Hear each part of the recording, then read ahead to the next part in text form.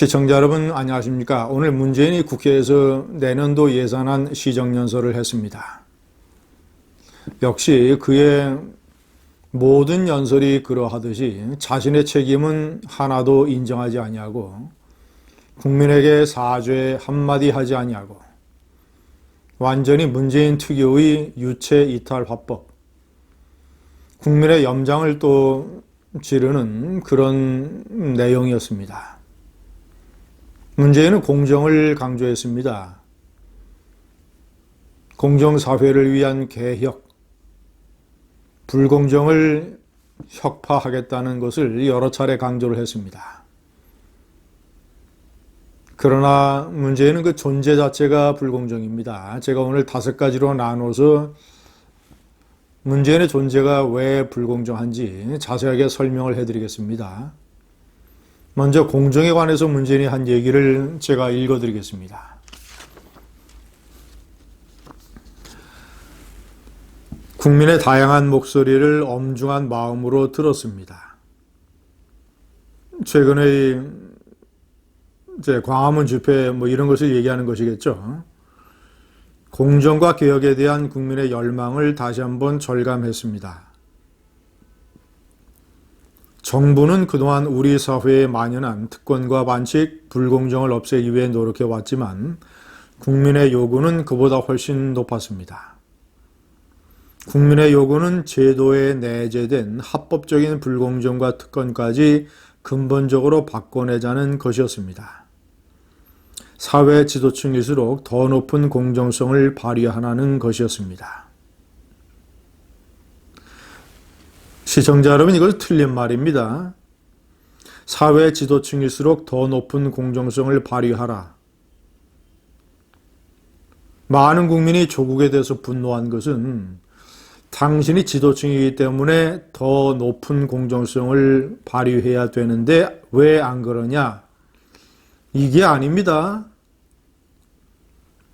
일반 국민, 평범한 국민, 서민이나 중도층, 여하튼 평범한 국민이 가지고 있는 공정성조차도 당신은 없지 않느냐, 이 얘기지. 높은 사람이니까 더 공정해야 된다, 이런 얘기가 아니었습니다. 제도에 내재된 합법적인 불공정까지 바꿔내자는 것, 이것도 아니었습니다. 합법적인 불공정, 합법적인 공정, 이따위 분류법이 아니라 불법을 저지르지 말라는 것이었습니다. 조국과 조국 가족에 대해서. 많은 국민들은 성실하게 법을 잘 지키는데 당신의 유별난 가족은 왜 이러냐, 이거지. 무슨 합법적인 제도 내에 불공정 여부, 이런 핫바지에 바람 새는 소리가 아니었습니다. 저런 식으로 국민을 기만한 문재인은 자체가 불공정입니다. 첫 번째, 정권 탄생의 불공정. 그들이 정권 탄생의 모태라고 얘기하는 촛불 집회, 이것은 선동과 왜곡, 조작의 바람이 휩쓸고 간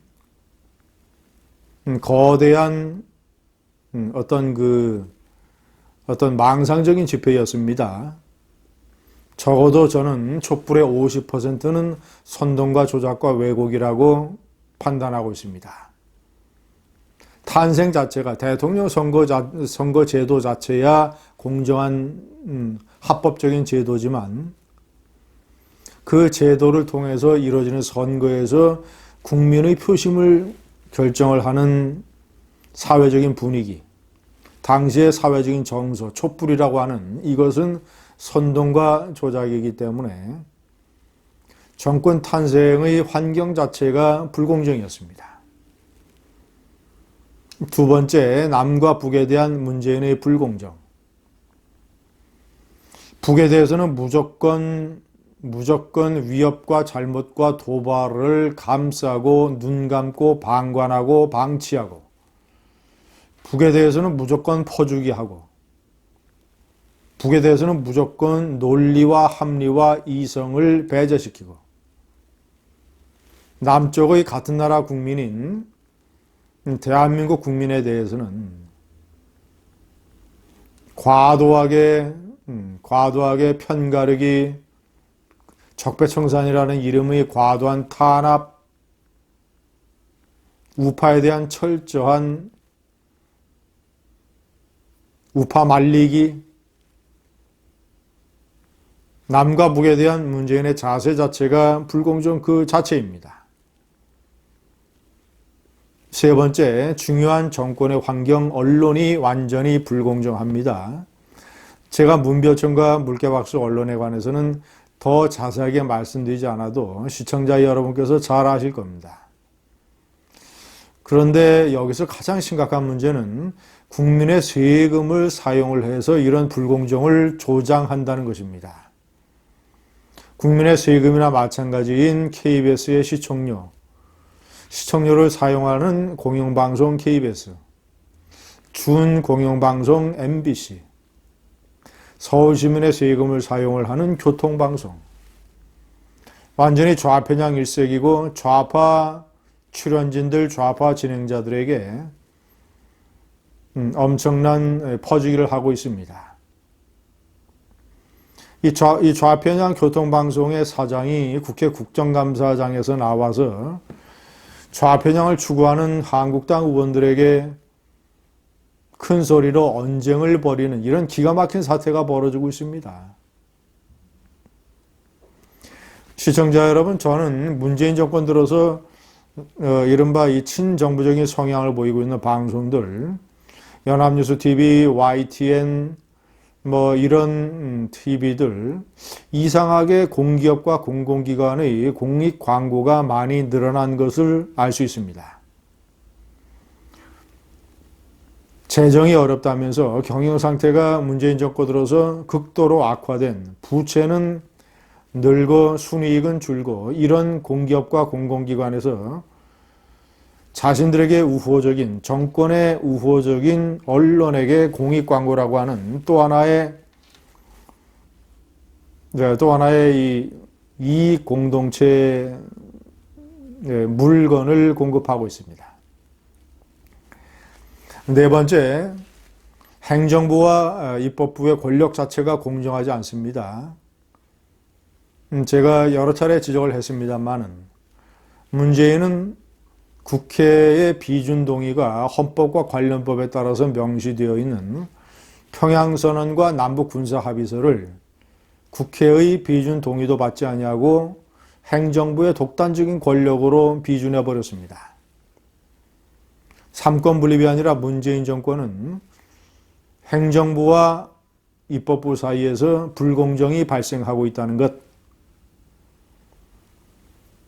만약에 이 자유한국당이 200석 이상을 얻게 된다면 이 평양선언과 남북군사합의서 헌법과 관련법을 위반해 가면서 대통령이 독단으로 비준해버린 것.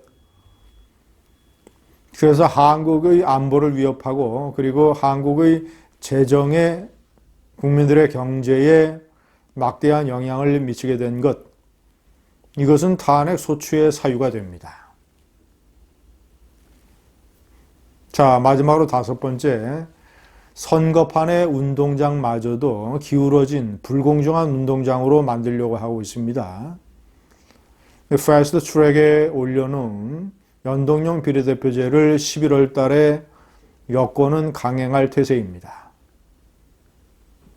바른미래당과 이 평화당, 대한신당, 이 세 세력과 공수처법을 잘 협의하고 이들의 체면을 세워주고 해서 공수처법을 통과시키고 그 여파로 패스트 트랙 연동형 비례대표제를 강행을 하면 160석 이상을 여권, 이 좌파 연합이 얻을 수 있습니다. 물론 거꾸로 공수처를 둘러싼 협상이 잘 안 돼서 좌파 연합이 붕괴된다면 민주당의 이탈표까지 따지면 패스트 트랙의 선거법 개정은 여권으로서는 장담할 수 없는 것이 됩니다. 그러나 어쨌거나 현재까지는 불공정한 선거판 운동장을 만들기 위해서 좌파 연합에 일종의 먹이를 주면서 힘으로 밀어붙이려고 하고 있습니다. 문재인의 5가지 불공정입니다. 어디서 국민 앞에서 문재인은 공정을 얘기합니까? 감사합니다.